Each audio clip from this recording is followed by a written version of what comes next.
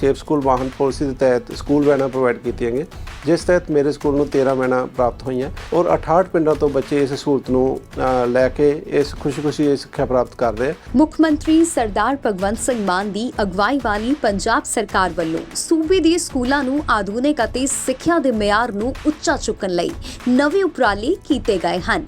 इस तहत ਜਿਹੜੇ ਬੱਚਿਆਂ ਨੂੰ ਪੜ੍ਹਾਈ ਲਈ ਦੂਰ ਦੁਰਾਡੇ ਦੇ ਪਿੰਡਾਂ ਚੋਂ ਆਉਣਾ ਪੈਂਦਾ ਹੈ, ਉਹਨਾਂ ਲਈ ਸਰਕਾਰ ਵੱਲੋਂ ਸਰਕਾਰੀ ਸਕੂਲ ਬੱਸਾਂ ਦਾ ਇੰਤਜ਼ਾਮ ਕੀਤਾ ਗਿਆ ਹੈ। ਮੈਨੂੰ ਪਹਿਲਾਂ ਬੜਾ ਔਖਾ ਲੱਗਦਾ ਸੀਗਾ ਪਿੰਡ ਤੋਂ ਸਕੂਲ ਆਉਣਾ, ਕਿਉਂਕਿ ਪਿੰਡ ਮੇਰਾ ਕਾਫੀ ਦੂਰੀ ਤੇ ਹੈ ਤੇ ਹੁਣ ਜਦੋਂ ਦੀਆਂ ਸਾਨੂੰ ਭਗਵੰਤ ਮਾਨ ਜੀ ਨੇ ਬੱਸਾਂ ਦੀ ਸਹੂਲਤ ਪ੍ਰਾਪਤ ਕੀਤੀ ਹੈ, ਮੈਂ ਡੇਲੀ ਆ ਸਕਦੀ ਹਾਂ, ਜਾ ਸਕਦੀ ਹਾਂ। ਮੈਨੂੰ ਘਰੋਂ ਬੱਸ ਚੱਕਦੀ ਹੈ, ਘਰ ਮੂਹਰੇ ਉਤਾਰ ਦਿੰਦੀ ਹੈ। ਮੁਫਤ ਬੱਸ ਯੋਜਨਾ ਨੂੰ 200 ਤੋਂ ਵੱਧ ਸਰਕਾਰੀ ਸਕੂਲਾਂ ਤੱਕ ਵਧਾਇਆ ਗਿਆ ਹੈ, ਜਿਸ ਨਾਲ ਵਿਦਿਆਰਥੀਆਂ ਨੂੰ ਸੁਰੱਖਿਅਤ ਅਤੇ ਮੁਫਤ ਆਵਾਜਾਈ ਦੀ ਸੁਵਿਧਾ ਮਿਲੀ।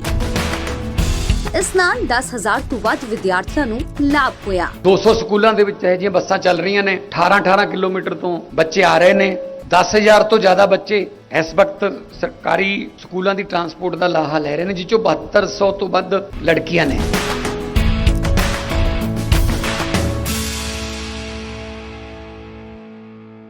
इवन पंजाब से बाहर के एमएलएज, दिल्ली के भी एमएलएज और लीडर्स, सब लोग अलग अलग अपने अपने स्तर पर बाढ़ राहत के काम में जुटे हुए हैं। लोगों के साथ कंधे से कंधा मिला के काम कर रहे हैं। मैं खुद भी बहुत सारे ज़िलों में अलग अलग गाँव में अपनी टीम्स के साथ उनका हौसला बढ़ा के आया, उनको गाइड करके आया, समझ के आया चीज़ों को। एक चीज़ जो हर जगह से सुनने को मिल रही है, हमारे लीडर्स भी बता रहे हैं, मैंने भी सुना और कार्यकर्ताओं की तरफ से भी फीडबैक आ रही है कि किसानों के मन में अपनी फसल को लेके बहुत चिंता है। बाढ़ के कारण जो फसल अभी डूबी, वो तो डूबी है, वो तो नुकसान सारा हो ही गया, लेकिन उनकी चिंता है और पुराना एक्सपीरियंस भी है इसको लेके कि बाढ़ की वजह से जो रेत खेतों में बह के आ रही है, आ रहा है, उसकी वजह से उनकी आगे की फसल भी मुश्किल हो जाएगी। यानी कि रबी की फसल वो नवंबर में जब बोएंगे तो वहां अगर रेता रहा तो वो दिक्कत होगी। तो हर जगह से जहां घर टूटे हैं वहां डेफिनेटली लोग घर के बारे में भी बात कर रहे हैं। एक बहुत महत्वपूर्ण मुद्दे पर बात रखने के लिए आया हूं। पंजाब में जब से बाढ़ आई है उसके बाद से आम आदमी पार्टी और भगवंत मान जी की सरकार गांव-गांव में लोगों की मदद करने में लगे हुए हैं। हमारे सभी ministers, leaders, MLAs, even Punjab से बाहर के एमएलएज, दिल्ली के भी एमएलएज और लीडर्स, सब लोग अलग अलग अपने अपने स्तर पर बाढ़ राहत के काम में जुटे हुए हैं। लोगों के साथ कंधे से कंधा मिला के काम कर रहे हैं। मैं खुद भी बहुत सारे ज़िलों में अलग अलग गाँव में अपनी टीम्स के साथ उनका हौसला बढ़ा के आया, उनको गाइड करके आया, समझ के आया चीज़ों को। एक चीज़ जो हर जगह से सुनने को मिल रही है, हमारे लीडर्स भी बता रहे हैं, मैंने भी सुना और कार्यकर्ताओं की तरफ से भी फीडबैक आ रही है कि किसानों के मन में अपनी फसल को लेके बहुत चिंता है।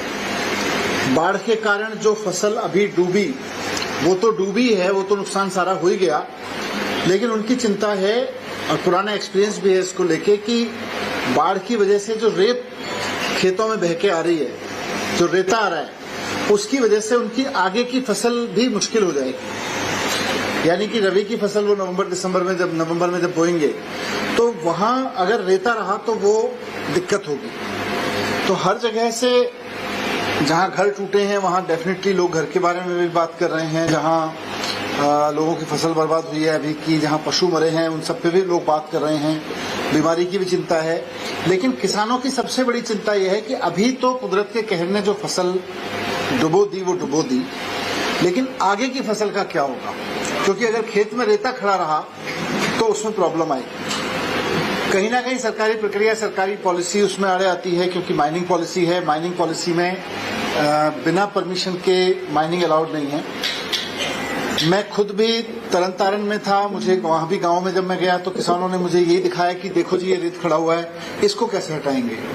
मैं कपूरथला में था, उस दिन मैं गुरदासपुर में गया था, वहां भी किसानों ने यही दिखाया कि जी ये रेता इतना इतना 1-1, 2-2 फीट खड़ा हो जाएगा, इससे खेत हमेशा के लिए बर्बाद हो जाएंगे हमारे। तो ये बात मैंने कल मान साहब से भी की थी। मान साहब ने भी ये बताया सीएम साहब ने कि मैं भी जब जा रहा हूं तो लोग मुझे भी फीडबैक दे रहे हैं कि इस पर तुरंत हमें डिसीजन लेना होगा। और कल मान साहब ने बताया कि अभी वो हॉस्पिटल में हैं, उन्होंने ऑफिसर्स के साथ भी बात कर ली है। इस पर अगले 1-2 दिन में तुरंत वो पॉलिसी लेके आएंगे और किसानों को रेता निकालने की अनुमति, एक तरह से किसानों को अपने अपने खेतों से रेत की माइनिंग की अनुमति दी जाएगी। तो आज आपके माध्यम से मैं खुद भी, क्योंकि मैं जा रहा था तो पंजाब के किसान बहुत इस चीज को लेकर चिंतित हैं, तो मैं आम आदमी पार्टी की तरफ से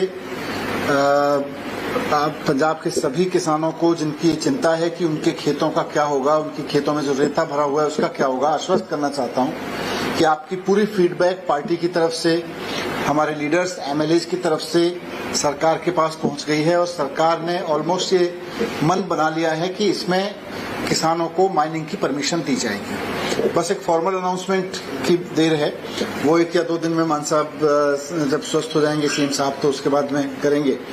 पर सभी किसानों को अपने अपने खेतों में माइनिंग की परमिशन दी जाएगी। ये राहत लोगों के लिए होगी और जिनकी चिंता है, क्योंकि अभी आज पंजाब का किसान बहुत तरह की चिंता में जी रहा है, तो मैंने सोचा कि आपके माध्यम से उन तक ये सूचना तो पहुंच जाए कि सरकार उनको बाकायदा माइनिंग की परमिशन देगी अपने अपने खेतों में। यही मुझे आपके सामने रखना था।